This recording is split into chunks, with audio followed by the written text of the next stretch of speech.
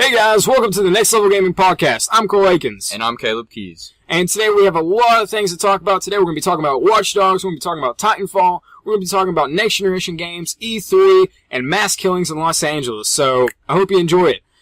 First on the list, Caleb, we're going to be talking about Watch Dogs, aren't we? Yeah. Okay, so I just picked it up, and you saw me play it. What do you think about it from just seeing me play it? Well, I think they did a great job with the game.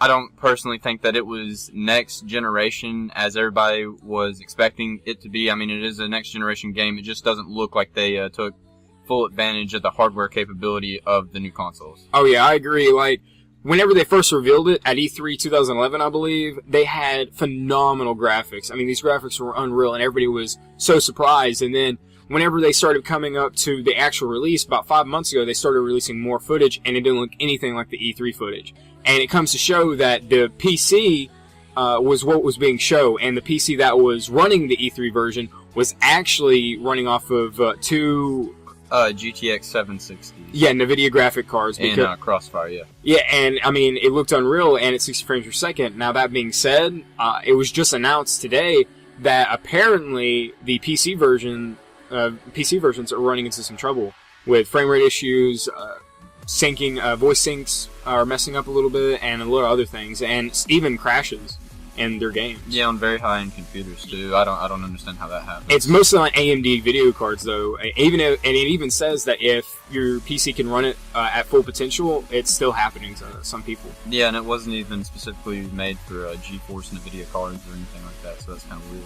Yeah, it is weird, and it really does piss me off because whenever I got my computer, we were gonna buy it on PC. Yeah. And then I was like, you know what? I'll just get it on Xbox and then play it on PC because a pet peeve of mine is playing third-person free-roaming games or even shooters or racing games with WASD on the keyboard. Yeah. I'd much rather be playing with controllers. So I just thought, hey, I'll get it on Xbox One and see how that plays out. And so far, I really do like it. The graphics aren't what I expected, but the gameplay is a lot of fun, and it's really enjoyable. Speaking of gameplay, what did you think about the story mode and how you could be a villain or a vigilante? Well, the story mode is great. The story should be good, but the gameplay makes you want to be bad, if that makes any sense. Like, the story, I'm not going to spoil anything, but you go through a rough patch, things happen, bad things happen, and you kind of blame yourself. Aiden Pierce blames himself for it.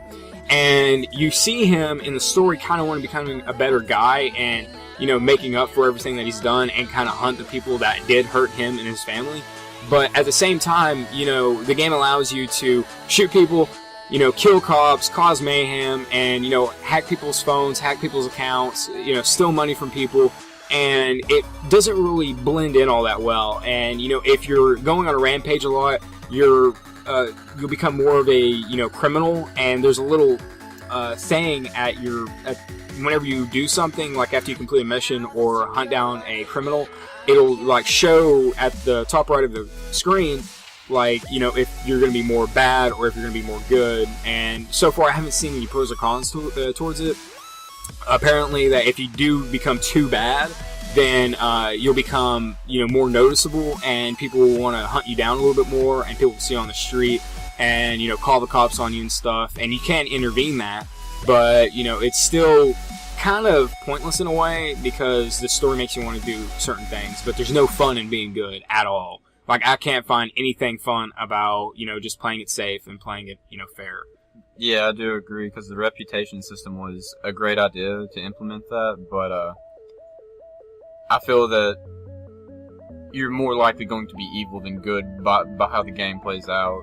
So I think they could have went without it. It was a good idea, but I don't think they used it to the full advantage. Oh god, no. I mean, they could have done a lot of cool things with it, but it's still really, it was nice that they tried it, you know. It's nothing ventured, nothing gained. I'm not complaining about it. It doesn't, you know, really take away from the gaming experience, so it doesn't really affect me. But it does make me feel like I'm not following the way the game wants me to. But it's still loads of fun, especially whenever you unleash mayhem. Well, speaking of it being next generation, or not looking next generation in some people's opinion, what do you think about the graphics from daytime to nighttime to when it rains to when it doesn't rain? Well, I mean, the weather effects are great. Everything is phenomenal. It looks best when it rains or at night, and a lot of people can agree with me when I say that. Daytime, it does look really nice. but you can it doesn't pop as much. Like the city doesn't pop, and lights don't pop, and shooting and explosions just look better at night. I mean, I think that's in any game, I guess, but in this specific game, it just looks outstanding whenever you play at night. And the PC version, they released, I think, 3 months ago, a tech demo where, if you're playing on the PC version, that you can see trash and rats and, all sorts of little details, similar to what you see in GTA 5, small little things that most people don't notice. You see all that stuff going around, but you don't see that on the Xbox One, PS4, 360, or PS3, which is kind of disappointing because, I don't know if that takes a lot of, graphical hardware, to process all that, but at the same time, it just doesn't make sense. Yeah, the graphical ambience would be a lot nicer for the consoles, but you think it was better to buy it on console instead of PC at this point, since they're running into all these hiccups with software and stuff? Oh, yeah. Yeah, at this point, I am very glad I didn't buy on PC because, frankly, I'm very confident about my PC, especially after spending, a little over $1,300 on it. And if I were to have played it and, been playing on it and crashed, I would have felt like I did something wrong with my computer. I would feel like, my computer was a waste of money and stuff because, they were running it. Of course, they had 2 graphics cards, and that was just a small portion of the game. But I still feel like, they kind of cheated us. And I'll be like, what the fuck? They definitely oversold the game, I feel, because it just looks so good. And then you get all these pre-orders in, and then they're like, well, okay, we've made our money back. And they didn't really care at that point what the commercialism looked like, and then they started showing actual console footage, which was downgraded. Yeah, and whenever they did announce it for the Xbox and PS4 and stuff, people were really excited that it was getting a lot of attention, and it actually did end up selling a lot. Like, it's the highest selling Ubisoft game. Yeah, I thought that was amazing because Assassin's Creed ended beating out Assassin's Creed in the 24-hour sales. I thought that was I didn't expect that at all. I didn't either. Because there's a lot of Assassin's Creed fanboys and stuff out there, and it blew it out of the park. I can understand why, because this is the first of its name. It's a brand new IP that no one's played before, and Assassin's Creed, in my opinion, I'm not trying to be a hater, but Assassin's Creed is kind of getting old. They're not really adding anything new to the book. They're just repackaging. Kind of like Call of Duty. Yeah. And it's coming out I think Black Flag came out not even a year after Assassin's Creed 3 did. Yeah. And Assassin's Creed 3 came out about a year maybe after Revolutions, I think. Maybe a year and a half. So that was a good step, but then they just started releasing a little bit more often, and that makes it just not as fun, because GTA, if you look at it, they don't release a game, Rockstar, they don't release a GTA game unless it's, 5 years apart from the original. Yeah, because they milk everything that they can get into the new systems, the new software, the engines that they're running. A lot better. Heck, called, Infinity Ward and Treyarch and, upcoming Sledgehammer games, they always release, map packs, within the first 3 months, add-ons and stuff and all that. And even Ubisoft already announced the first DLC that's coming out for Watch Dogs. And Rockstar, they haven't even, GTA 5 has been out for almost, I think, 7 months, and they haven't even teased the first DLC that's coming out for it. And yet I consider Beach Bum and stuff like that DLC. That small little DLC with good little add-ons and stuff, but they haven't even teased big story DLC. I'm still waiting for the online multiplayer heist and stuff. Because they said it would be a while, but I didn't expect it to be this long. I thought they were going to do just at least a month after the multiplayer became active, but it feels to me like what Rockstar is trying to do is they were trying to throw everything out here, add some new small add-on DLC, and then when they release the heist, it's going to make it like a new game. So it just adds on to the time, so it gives them more time to make their next software. I'm pretty excited because that will be on next generation consoles, and that would be amazing, because what they did with the Xbox 360 and PlayStation 3, it looks like it's a low-grade next generation game, because they're using every bit of the potential of the old console. Heck, you had to install the disc to play it, and whenever they were first talking about it, a lot of people were wondering if they were going to come out for a next generation game, release it also on Xbox One, PS4. And at the time when I didn't have one, I was like, well, no, that's kind of a buzz though. I don't want that to happen. But then they announced, like, we want to focus on the console that we know everybody already has. Because at the time, barely anybody had an Xbox One or PS4. They wanted to focus on the, major console that they knew everybody had in the last gen. Yeah, they're really out for the players, and they care about playing games. But speaking of Watch Dogs and all that, do you think it was well worth the money for the collector's edition and all that? Because they were very hard to get because they sold out very quick. Yeah, whenever it was first announced, and then delayed in November, because it was supposed to come out in November, and then they delayed it a little bit before that. I think a month before it was supposed to come out, maybe 2. They stopped releasing collector's editions, and they kind of sold out at the same time. I don't remember which happened first, but at least at my GameStop, they ran out. And then whenever they re-announced the release date, they started selling them again. But my GameStop they never started getting them back. So I just ordered them off Amazon. But also, they had over 7 different versions of the game you can get. You can get the one I got, which I think was the Vigilante edition. I'm not 100% sure. It came with the mask, the 9-inch statue, art book, metal case, soundtrack, usual things that collector's edition comes with. But there was also a digital exclusive and another thing that came with a hoodie, a Watch Dogs hoodie, and a hat and a mask, and a lot of other ones. And some were available in different regions. Like, one was only available in Australia, one was available in Japan, and some were available in America. The coolest ones were available in Japan and Australia, in my opinion, because you can get the hat and mask and stuff. And we only got the mask and the 9-inch statue, which I'm not complaining. It's still awesome, and it was great for the $140 value, because most things like that. Say for instance, GTA 5, the collector's edition for it was almost $250, and it came with a blueprint map, a hat, and a bag or something like that. So, they really did, make it to where it was really fair. So I really liked it. It was worth the money. If you haven't picked it up, I really advise getting it. If you're into all the cool mayhem stuff, similar to GTA, then yeah, I would definitely pick it up. It was definitely worth the time and wait. Okay, cool. So what do you think about Bungie's new game, Destiny? Oh god, Destiny is going to be amazing. I mean, they teased it back in I think 2008. I remember in 2008, X-Play was doing an interview with one of the Bungie executives, and they were talking about a game that they were working on called Destiny. And I don't even think they had a title at the time. I think it was just simple black and white Destiny written on a screen. They didn't have any of the planetary things, any cool things, no planets or anything.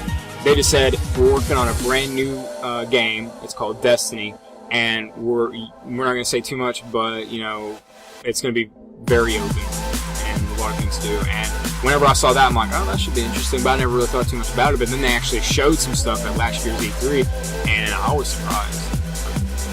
Yeah, I was really surprised to see it. I thought it was a really good new take. It still has like the Halo feel. It doesn't really look like Halo, but it has a Halo feel to it, and it's open, it's MMO-ish, it's very nice. One thing that really sparked my interest is they spent $500 million.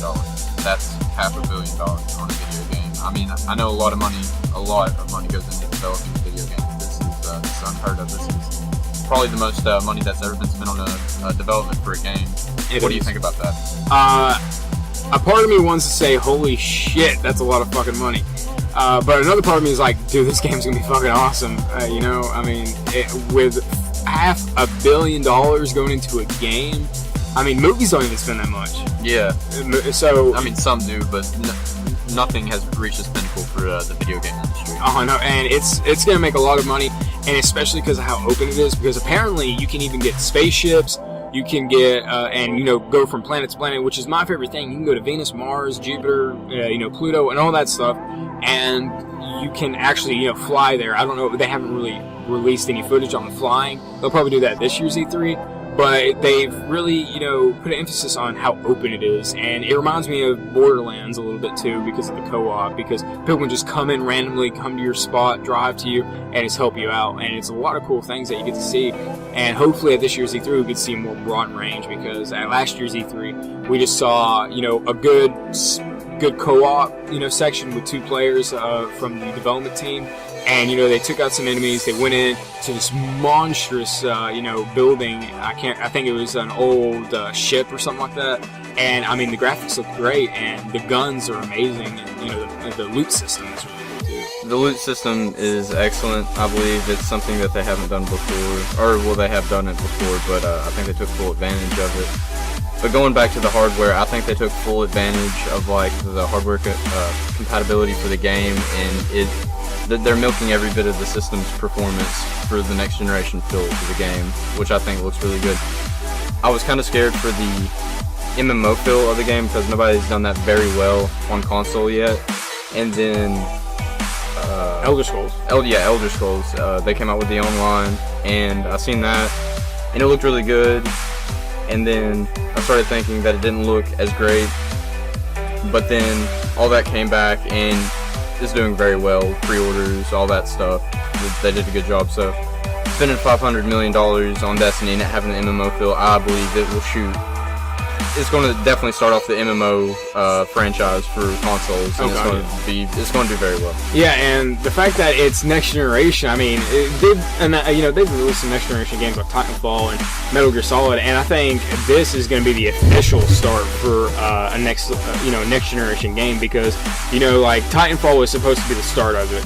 And technically even Battlefield 4 when the Xbox first came out, that was supposed to be the start of it, but it definitely wasn't because there's been so many problems with Battlefield 4 the past couple of months.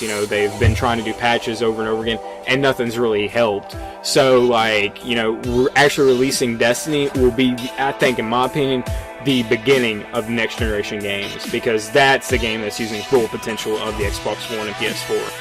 Definitely, with a development team like Bungie, they're definitely going to take advantage of all that. So. And something that's different with Bungie with Destiny is that they're focusing on Sony for some reason and instead of Xbox. Yeah, I don't know why they switched from Microsoft over to Sony. I thought they were diehard from Microsoft, but I like to see how the tables turned, I guess.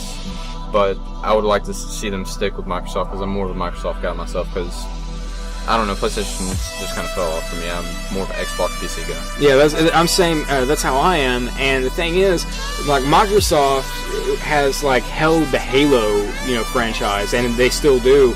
And at the same time, we always thought that they held Bungie as well. But I think Bungie's just kind of maybe gotten tired of working for Microsoft. And I think IGN actually did an interview with them talking about how they just want to try something new and reach a new, fan base because, Sony people, people that only play PS3 and only play PS4, they don't really even get the chance to play Halo. No doubt they've played Halo, they've seen Halo, but they haven't really got to experience the Bungie franchise of games, so I think that's why they switched over. So Halo 5 will still be Microsoft, right? Yeah, it's still Microsoft. Sony has no way of getting their hands on Halo. Alright, Talking about, since we're talking about, next generation games, I mentioned Metal Gear Solid, Ground Zeroes, and you played that for a little bit, and since I bought it, what did you think about it from the time that you played it?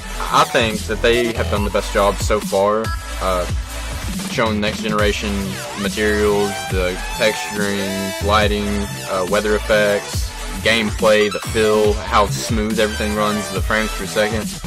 I think they did an excellent job. Nobody's done as good of a job as they've done yet, and I can't wait for the next Metal Gear to come out, the full game instead of a little teaser. Yeah. So I'm very excited for that because they're up there with Bungie right now for the next level. Oh yeah, Kojima, he knows how to make a game, and he's been talking about how the story is going to be, it's going to be more adult-rated and the most realistic game possible with the story the way it is, because games, they do a good job on story, but they don't have the serious, adult elements that, movies do and stuff. And he said that he wants to add more realism and, more, gritty stuff to it. He said that he's scared that it might be too much of a story for people to handle, and it might, actually lower sales or, lower people's, attitude towards it. But, I don't see how that's possible because, serious stories get serious people in, and you don't play a Metal Gear Solid game unless you're serious about, a good game. Because, Metal Gear Solid Guns and Patriots, I think it was Metal Gear Solid 4, that game was great, and it had a very good story to it, and I think the longest a cutscene in it was almost 45 minutes. So, Metal Gear Solid 5, I don't know, that's cutscenes in it's got to be, you know, almost an hour long at some point. So you're pretty much watching a movie when you're playing it, you know, once you get into a cutscene. Yeah, I like what Hideo Kojima's doing with the more art side of the game, because we haven't seen that since, like, we were young, since a lot of people, like, were kids, because all the diehard real video game developers kind of fell out because you have all the people just pumping out the same games that keep making sales and stuff. But I like what he's bringing back, the more art feel to it. And yeah, the game is going to be massive. It's going to be long, over 100 hours of straight gameplay, not even including screwing around and going and doing stuff like that. But at the same time, you can go mess around, or you can follow a great storyline, and it's just the art feel to it is going to bring so many people into that game. And I think they've done an excellent job with that from what I've seen and what they did with the release that they've released already. So I think it looks great. Oh yeah, me too. I mean, I can't wait to see what they do. I can't wait. And he says that it's either going to be 100 times bigger, possibly, you know, than the Ground Zeroes. And I understand that's obvious, because Ground Zeroes is only I think the record is beating it in 10 minutes. I beat it in an hour and a half, frankly, because I was taking my time, you know, looking at all the scenarios, and I died a lot, but it was still loads of fun to play. And, you know, people complain about how short it was, and I'm like, you paid $30 for it. Why are you It was playing? a teaser game. It was just supposed to be a sample of what they're coming with. I mean, it's not actually the game. Yeah, I mean, because what they don't realize is that this has been in work for a long time, and, you know, it's not coming out for maybe even 2 more years. So here, Kojima, he wanted to make sure that people, you know, got a taste of what it's going to be like, and the taste that we got was flaming fucking yawn, man. I mean, that was a run for us. That was amazing, you know? It was excellent. I don't think anybody's going to beat the Metal Gear franchise, like, as far as story goes. Maybe multiplayer gameplay, but as far as storyline goes, they're going to have it beat for a while on the next generation consoles. Yeah, moving back a little bit, we were talking about, when we were talking about Metal Gear Solid and, you know, Destiny and stuff, we were talking about games that are released annually, and one of those games is Call of Duty, and they just released, I think, 2 weeks ago, the newest, you know, addition to Call of Duty. What did you think of the trailer? I think the trailer looked really good. Call of Duty's kind of fell off for me as well, because they've repackaged the same thing, kept pumping stuff out. It looks good. They are moving in the right direction now, but that they had their foot in one door for too long, doing the same thing over and over and over again. Yeah, I mean, the thing about the Call of Duty series is I'm always going to get it. I am never going to stop buying it, frankly, because the collector's edition, one thing, and I'm a gamer, and I love playing all the games that do come out, and Call of Duty has always interested me because they keep on evolving, but at the same time they do the same thing over and over again. But what does keep my interest in is the development team. You know, Infinity Ward does their thing, Treyarch does their thing, and Sledgehammer, this is the first game they've actually worked on by themselves. They helped with Modern Warfare 3, and now they're working on their very own game, and it was announced, actually before they were working on Modern Warfare 3, they actually were working on their own Vietnam game, Call of Duty game, that it was going to be third person. It wasn't going to be first person like all the others. And they said they would love to go back to that, but they had to make it third person. So in about 3 more years, we'll probably see that, because, you know, it's turned to a 3-year development team. You know, so we won't see another Sledgehammer game for 3 years. And next year we're going to see a Treyarch game, and then the year after that, Infinity Ward, then again Sledgehammer. So I'm really confident that they're going to do something. And from the trailer, what I saw, it looks really cool. But they didn't really do anything new. They went to the future, because it's called, I think, Future Warfare. Yes. And, you know, Black Ops 2 did that. I mean, they only went 40 years into the future, while, you know, this one is going, like, I think 100 or 150, maybe even 200 years. Don't quote me on that. But they're going way into the future with, you know, hover bikes and, you know, exoskeletons and stuff like that, and even mechs. And it looks great. But at the same time, I wish they would have done something a little bit different, you know? Something that's completely out of the blue. Yeah, I think we should rewind before we fast forward in the future, because I think they could do a lot with Revolutionary War, Civil War. Like, I wouldn't really go into Navy stuff, because that's not Call of Duty's field. You need, like, ground fighting games. But I think they should go back before they start going forward like they have. But I'm excited for Sledgehammer. It kind of scares me, because they've never done their game solely just them alone, but it does give me hope that maybe they're pointing their franchise side of it in the right direction. So I'm really excited for that, because they could possibly turn Call of Duty around for me. I would hope so, because multiplayer is the only thing that people really play. You know, the developers of Titanfall, the people from Infinity Ward that make Titanfall, you know, they knew that people only play multiplayer now. They don't really care too much about the campaign, and they knew, hey, no one's going to play the campaign if we make one. Let's just focus on the multiplayer side, and that's why Titanfall's only multiplayer. They know what people like. So Sledgehammer game, I mean, they better do something very interesting with the, you know, campaign to make people want to play it. From the trailer side, I like, say for Black Ops 2 when it was first announced, I never really wanted to play the campaign, like nothing really piqued my interest, but Black Ops 1, for instance, I really did want to play that, and same with Modern Warfare 2. I mean, the snow mission that they showed at E3 2009, I mean, I just was blown away. It was amazing. Yeah, the rock climbing and everything, they showed some really cool things. But the trailer of, you know, the Call of Duty Future Warfare, I didn't see anything that really caught my interest, and until I see gameplay at E3 in 2 weeks from now, I'm not, you know, really, you know, too psyched for it. But the multiplayer, I am thrilled of what they're going to do different than all the others. One thing that scares me with the new development team coming in and doing something like that is I think they're afraid to hit new pinnacles because they're trying to play it safe so they still get good sales and it allows them to carry on for their next game in the next 3 years. Yeah, I mean, because they have to stick to what people already know. They don't want to do something too drastic and, you know, and come away from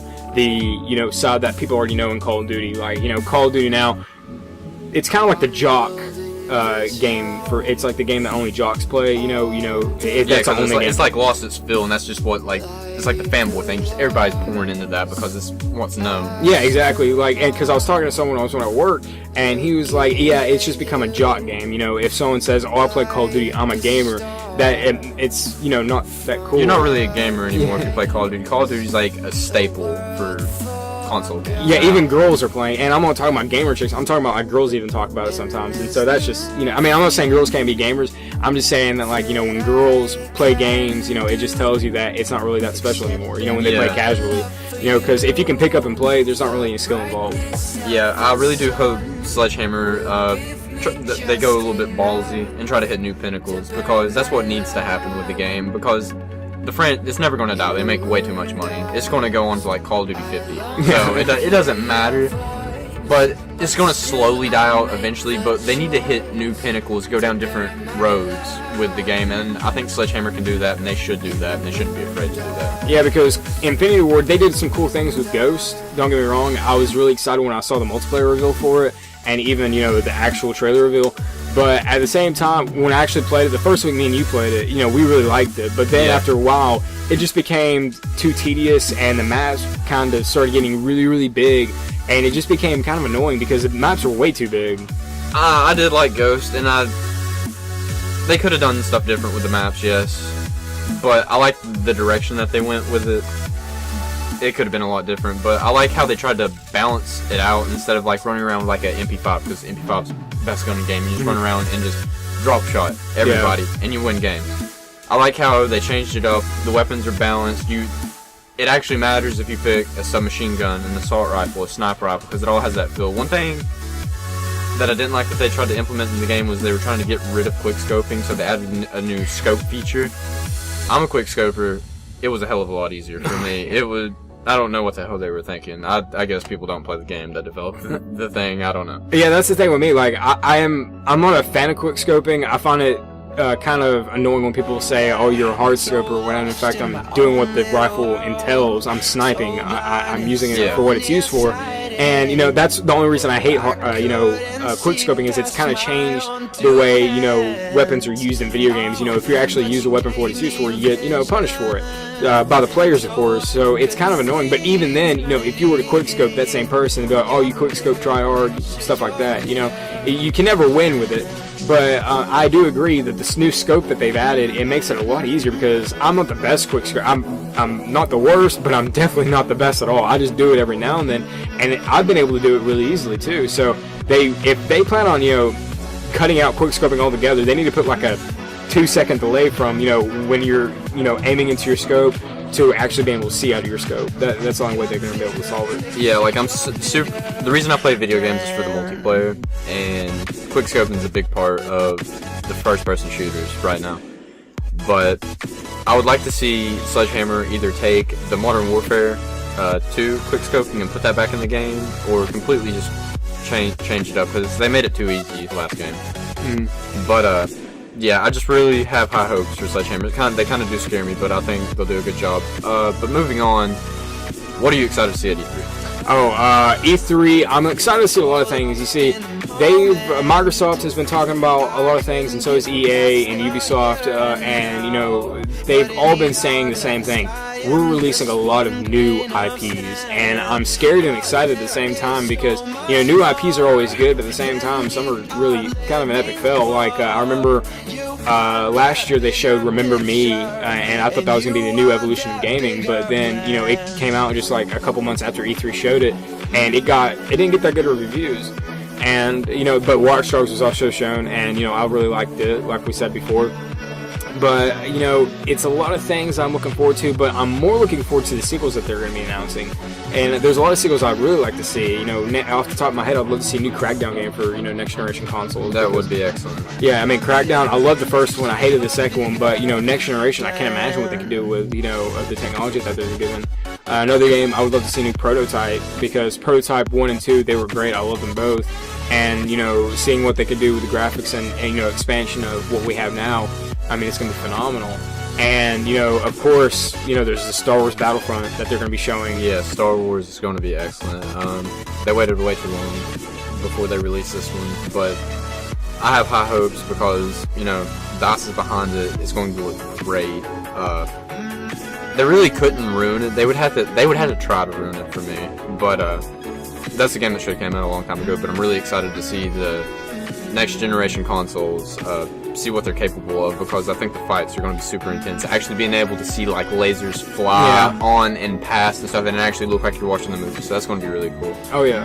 I'm looking forward to the new releases because I know a lot will fail, but people are being too safe in the video game industry right now, just keeping on with sequels, and I want to see something branch out and then them start new sequels. I don't know what game it will be, but I'm excited for that at E3. Oh yeah.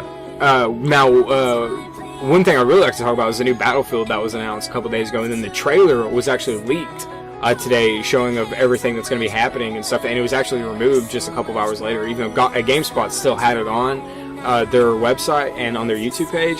IGN didn't have it anymore, but I was still able to watch it before they removed it again, and hopefully it's still on whenever you guys hear this. But whenever they first talked about it, they were talking about how it's going to be, you know, cop and criminal warfare and stuff, and me and you were thinking that it was actually going to be cop and criminal warfare, and we were hoping it would be, and it actually is. You're going to be fighting in cities as either a cop or criminal, and from what I saw in the trailer, I mean, it looks really, really good. A lot of people say that it sucked, and that it's going to be, you know, hunk of garbage, and that they want the old Battlefield back, but what they don't understand is that this isn't made by DICE. This is made by the people behind Dead Space. I can't remember the Visceral Games. Yeah, Visceral Games is making this. They're using the same engine. They're using the Frostbite engine, but DICE is not making this. So they don't need. They can't think that there's not going to be another Battlefield or Battlefield Bad Company or Battlefield 5. I mean, they've already announced Battlefield 5 technically. Yeah. They've talked about how they're working on it, and it's going to be the most destructive game they've ever made. And this is just a game, you know, kind of a fun game that people are going to be able to play, because when I was playing GTA 4 a couple years back, I loved the Cops and Crooks game mode. You know, one side was cops, one side were crooks, and I love playing as crooks, you know, try to escape, get out of the way. And even playing as cops was pretty fun. So them making an actual full-on cop and, you know, crook game looks really fun. And the multiplayer, me and you were even worried about if it did go that way, what would you be doing? And the game modes that they showed looks so fun and so immersive. And the campaign even looks really good. And, you know, we were also worried about how, you know, the handles would control, because, you you know, driving would be a big part. Mechanics suck. They actually look pretty solid. You know, yeah, they look a lot better than in Battlefield 3 and 4, because it's like driving a damn go-kart. And one thing I did see is, like, there's all sorts of different vehicles, and you can even get in a van, and one guy could be in the back and shoot a rocket launcher at a cop right next to him, and, you know, someone can open the passenger door and start shooting a assault rifle at him and stuff, so you're not completely limited and stuff. So it's really awesome. And you can still get in planes, jets, and all that stuff. So it's going to be all-out warfare for cops and crooks. It's going to be amazing. And, you know, anyone who says that game's not going to be good obviously doesn't, you know, have full potential, because that was an alpha beta, you know, footage. Like, it wasn't how it's actually going to look, and it already looks phenomenal. Yeah, I was kind of worried about it, to be honest, because I thought it, like, the other day I was saying, what if it looks like Payday? Well, it did kind of look like Payday, but they've worked out, I think, they've worked out all the problems with Payday, and they've repackaged it with a Battlefield feel, better graphics, all that stuff. There's a better development team behind the name, you know? So I think if you like Payday, you're definitely going to like this game because it's probably going to be 100 times better. Oh yeah, and they were talking about the destruction environment, and you know it wasn't in a trailer, it was an intro to the game, kind of like what GTA 5 was doing it before it was released. They were talking about how, you know, what everything's going to be like, and simple narration and stuff like that. But what I liked, they were talking about the, you know, destructive environment, and you know they said it was still there, and they were saying it was great. But I noticed that it wasn't as big as, you know, Battlefield 4 perhaps, or Battlefield 3, but apparently there's still Levolution in it. So, you know, if Levolution is still in this game, then I can't wait to see what it does. Yeah, I think that the destructive environment is definitely going to make the game a lot better because, like, let's just take Payday, for instance, go back to that. You could destroy certain things in Payday, but this is going to give a whole new feel to the game because if they're camping in a corner of a bank or a building or whatever, you can blow the floor out, blow the wall out, get in that way, and then counter them. So it's going to be really awesome for the multiplayer. Instead of having to do one set thing, there's going to be like 100 possibilities, and you're going to be able to play the same mission or do the same map and have 1,000 different outcomes. Yeah, I mean, it's going to be great, and I can't wait to see what they do, and playing it's going to be even more fun. So that's really what I'm looking forward to at E3, seeing the gameplay for that. Anything else that you're looking forward to seeing at E3? I'm big in multiplayer, so I'm kind of hoping for an esports game, because the number one esports game in the world right now is League of Legends, and I just want to see something a little bit different, like, Titanfall's going for the esports. Well, they didn't originally go for the esports thing, but I think that will be included in esports. And but I want to see something new, like what Titanfall or League of Legends has done. I just want to see a new esports game, something really competitive that everybody can dabble into. Yeah, because Titanfall, it resembles League of Legends a lot. You know, not by, you know, the way it looks, just the way the gameplay is. And yeah, with minion kills and then focusing Titans and then pilot kills. Yeah, yeah, I mean, it's very nice. Yeah, it's a lot of fun. I haven't been able to play it the past couple of weeks. But, you know, seeing gameplay footage and talking about it and all that stuff and the new map packs that are coming out, especially since it's about the season pass, it makes me really want to jump back into it after I get done playing Watch Dogs. That game, in my opinion, is a 10 out of 10 for the next generation multiplayer. Oh, God, yeah. I mean, you know, and the people behind, you know, the Call of Duty franchise, they did a great job, you know, just inputting a multiplayer-only game into the market. And they thought that they were going to have trouble selling it, but in reality, it was really good. It made great money. I can't remember the exact numbers, but it did great in sales. Yeah.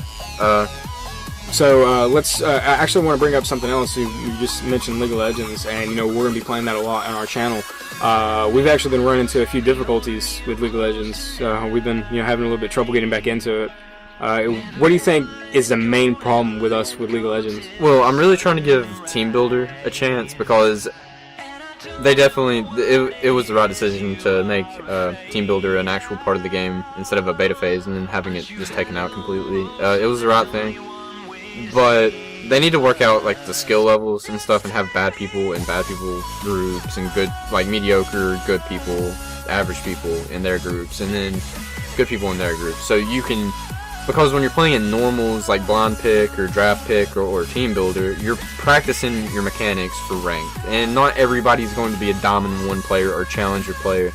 But if you play with shitty people, you're going to get shitty results and you're not going to go anywhere. So I don't know if they're trying to hinder everybody from not being able to make it Diamond with practicing in pubs or public matches. But that definitely needs to be worked out because I'm not a Diamond player. But I think I'm a low gold player. Like, I could definitely achieve that easily. And I'm not getting the practice that I need or want because the game system's kind of fucked up with the people you get matched up with. Oh, yeah. Like, what I would really like to see is, you know, that Halo 3 did actually, you know, whenever you can pick your, you know, server type, and you can either pick, you know, you stay away from obnoxious people, would you rather work with good connection, bad connection, and then there's also, would you rather work with, you know, lone wolves, team players, and stuff like that. And that's what I really like to see is, you know, organize it. You know, are you the type of person that likes teamwork? You maybe do a survey whenever you create an account or whenever you get into Team Builder. You know, do you like working with teams? Do you not? What do you think this game is all about? And if they just would make it to where it would connect people that, actually like playing, as a team, because that's the only way you can win is if you're playing as an actual team. You can't win if you're lone wolfing it, because that's a lot of things that people don't do is, we were just playing a game, I think yesterday morning, where we were in the middle of a game, and we could have won if we would have just played defensive and, kept on, getting it to like level 18, but people kept on running out and feeding and not really paying attention, and they kept on popping the surrender button. Yeah, like when that's the thing that pisses me off the most about the game. They need a passive system for the game to get the people that don't understand the game, get them out in a different group, because when people are behind, you can't go out and backdoor all the turrets and shit, and it ruins the game for other people because you're practicing and you don't know whether it's your fault or not. I mean, in my case, I do know when it's my fault sometimes, but you just can't have shitty players with good players. It's fucking up the system, because the same teams that are playing in ranked right now, like the Challenger, the LCS, it's a lot of the same people because they just stay there, because the other good people are still, there are great people stuck in bronze because they get shitty teams and they can't get out of the elo hell. And yeah, they need to work something out with the system. I know they're working on it, but it needs to get here faster, because more people are going to keep making the same money, get to play with teams, tour around the world playing a video game, which I think is awesome, and it's not giving the other people that deserve it and could have the chance to do it, they're not going to be able to do that if they don't get the system out. Yeah, because the biggest thing I have a problem with is people actually listening, because a lot of people are really cocky when they play and they think they don't have to listen to people, and especially if they give orders first, they don't like taking orders, and there's no respect. And what people don't understand is it's even a tip whenever the game is loading.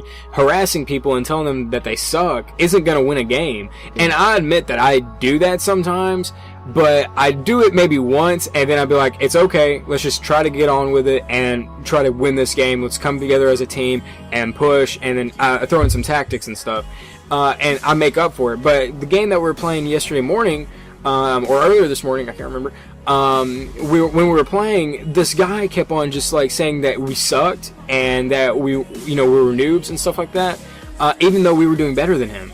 Yeah.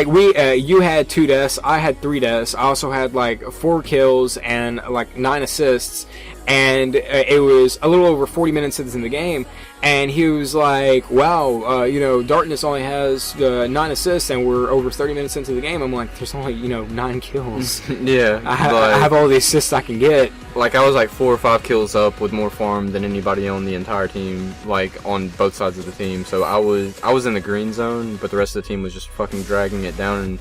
And after someone feeds for so long, you can't get out. You've lost the game. Yeah. And you playing support like that, when you have an ADC talking shit like that, and you just hear them saying that, that they're bad because they're saying shit towards the support player. The support's supposed to support the ADC.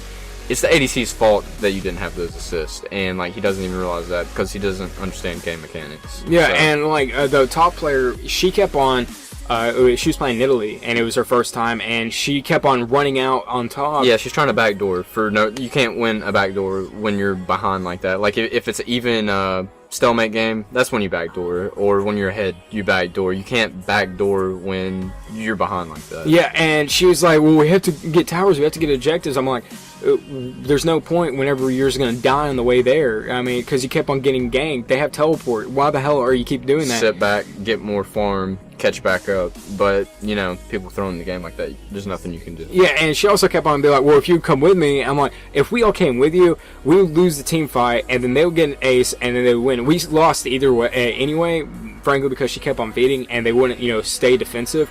But if we stayed defensive, kept until 18, and, got just as big as a build as them, we could have easily pushed in a team battle because, we were doing a lot of damage. Yeah, we had a team fight team, for team fight, not for backdooring or laning phase. We had a team fight team. There's no reason we should have lost, but people just don't know how to play the damn game. Yeah, it is. It's really annoying, and it did piss me off. But shit happens in games. But moving away from the game side of things, there's actually something that happened in Los Angeles last Friday night.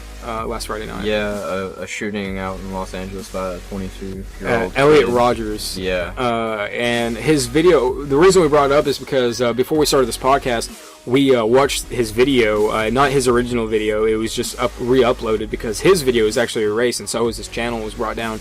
But his video remains on there, and there's a little warning saying that most people found this really violent, and that you shouldn't tune if you're under the ages of 18. Luckily, I was above the ages of 18, and I clicked yes, and I watched it, and I mean, hell, I'm 19, and it freaked me out. You know, I mean, that's a killer. You know, talking about his feelings and what he's gonna do. It's one thing to watch something in a movie and see somebody kill something. It's one thing to go to war, because when you're at war, people die. It's war. But like when you see someone that's lost all hope, they don't care. It's pretty much like a soullessness. It's like no soul inside a person. It's just emptiness because the hatred built in their body. There's no reason anybody should have to suffer that. And that guy just, like, his life could have only got better, but he was looking at it way too negatively, and he wasn't doing anything, and he had too much time to sit around and think about all the negativeness, and it created a monster. And the only reason he was so pissed off is because he was still a virgin at age 22, and one blowjob could have stopped all of that. It could have saved 4 lives and 13 injuries. Yeah. I mean. And, I mean, he was a brilliant guy, and he was a great poet. He had apparently written a lot of good papers, and was a very intelligent kid, and all this stuff. And if he would have just held it together and stopped being such a fucking shit brain, then, he could have, really turned it around. And he could have been like the next Stephen King. Yeah, I mean, seriously, it's amazing, how fast they go from, a fucking poet to a fucking serial killer. And, for all we know, in 100 years, people are going to look back at him as a fucking, icon or something, Yeah. In a positive way. But, we didn't, because that happens with a lot of artists and stuff. So, it just amazed me that happened just because he was still a virgin, pretty much. Really sad to hear that, though. Like, what freaks me out? What freaks me out is the fact that at the end of his video, he was talking about how for all the guys who had sex and he was coming to get us. Yeah, and I'm like, oh shit. Yeah, I was just really happy I didn't live in Los Angeles, or in that area. Yeah, it was premeditated as all hell, but a lot of more people could have died, and it wasn't as big of a deal as some of the past murders, but it's really unfortunate that happened, and it's really scary that you can see just someone escalate up to that point to where that happens these days, and it's really sad because just a little bit of attention to this guy could have he could have changed the world in some form or fashion, Yeah, and Elliot Rogers, there's videos of him on YouTube. You can't really see anything, but there's an amateur video of the shooting happening, and you can see the lights, you can see the gunfire, you can hear it. It's only maybe 20 seconds long, but it's still pretty scary to see. And I mean, it's unreal that happened. I mean, the weird thing is, just a couple months ago, I was wondering what is the next big thing to happen, the next attack that's going to cause news, worthy. Losing airplanes in the middle of the ocean, never being able to find it, people getting shot. And then there was the Boston zombies, bath salts. The Boston bomber, happened, I think, a year and a half ago. And, before that, there was the Sandy Brook shooting. And before that, there was a prostitute getting stabbed in the vagina or some shit. I don't fucking know. There's a lot of shit happening, in this world. And, and every year there's something happens that, becomes newsworthy in America. And, even across the world even, so hopefully there's not going to be another, 9/11 attack or, or something similar to that. But, there's always going to be something that, changes the world. There's always that one person that wants to change something, like those Russians, that did the Boston bombing. They I don't know why they did it, but they did it. I can't remember the reasoning behind it, but they caught him. And, it's just insane how, shit like this keeps happening. And, frankly, it's a scary world, but I'm just glad we live in the South so we don't have to deal with all this fucking drama. Yeah, who's going to attack the South, to be honest? Yeah, would. But, I mean, it's pretty crazy. My watch is going on. Take a break. Okay. It is 1:07. Wow. Good God, we've been working way too long. But, and what else are we going to be talking about? Is there anything else that you want to bring up? Well, for our channel and Twitch channel and stuff like that, please comment, rate, subscribe, all that good stuff. Stay tuned with us. Keep up with the podcast. If you really are into this, you can follow us on Twitch. You can follow and subscribe to us on Twitch. We will have giveaways for computers, computer parts, and stuff in the upcoming months. We're upcoming slow but surely, and be sure to expect a podcast at least every week. We'll have one up, and hopefully they'll be getting better and better. This is our first one, so Yeah, and help us build our community, because we're a really big community channel, and not right now, but in the future, maybe within 6 months to a year, we want to develop games for people, like stuff that people have not done because they don't want to go dabble into that field, and we want to bring something new to the table, and we need the community for that. So help us grow. Yeah, and because we want to bring a new world to the gaming world, we want to bring whole new genre to people, and want to create something. So, all you have to do is share this podcast. Get our name across. Tell a couple friends. We're not big right now, but I'm pretty sure that we're going to get up there. And throughout the next couple months, we're going to be uploading more videos. We're going to be uploading more podcasts. Like Caleb said, we're going to be streaming on Twitch. Not only League of Legends, we're going to be streaming things on Xbox. We're going to be uploading gameplay videos, and of course, we're going to be doing giveaways whenever we start bringing in the attention that we need. So just keep an eye out. This is Next Level Gaming. I am Cole Akins. And I'm Caleb Keys, and as always, thanks for listening. Thank you.